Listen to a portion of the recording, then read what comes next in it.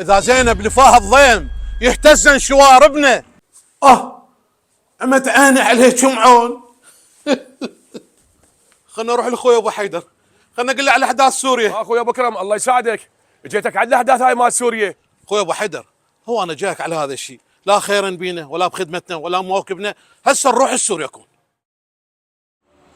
السلام عليكم حجاجنا، جاي تسوون هنا؟ عليكم السلام عمي، قاعد نلبس ببساطينا، نريد نروح لسوريا عمي.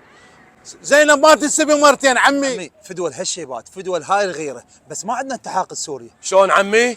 انا عندي موكب يم ابو الفضل العباس، باكر شقل العباس، اقول له سبا واختك زينب، شلون هاي ترضى انت عمي؟ حجاجنا فدول هاي الوجوه الكريمه، احنا فصائلنا الحشد الشعبي نتمنى من باكر كون ندخل للسيده زينب، لكن اللي هسه ما عندنا اوامر. واطمنوا مقام السيده زينب بيد ايادي امينه وشجاعه، اما حدودنا بيد قواتنا الامنيه البطله، واحنا موجودين من خلفهم. واطمنوا وناموا رغد، السيده زينب ما تنسب مرتين واحنا موجودين. اذا زينب لفاها الضيم يهتزن شواربنا. عم نطلق النوم والنسوان ندخلها بمواكبنا، تبلغ عمامنا وعشيرتنا. ما اريد. ابويا راح اروح للدوام اني. الله الله حبيبي، دير بالك على جدو. سلام ابويا علاوي. راح اشتاق لك ابويا.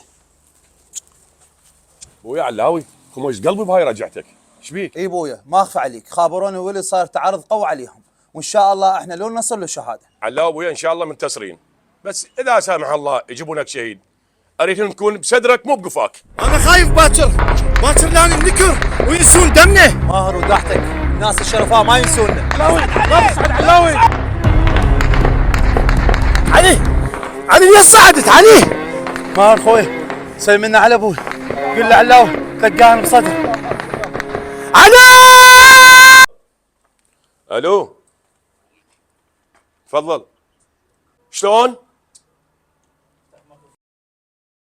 يا ابويا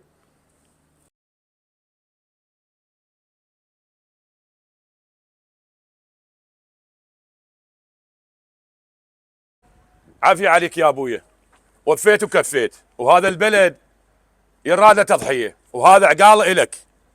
عمت عيني عليك يا اخويا، عمت عيني عليك يا اخويا. ابو اكرم خويا هذا امر الله، تبلغ عمامنا وعشيرتنا.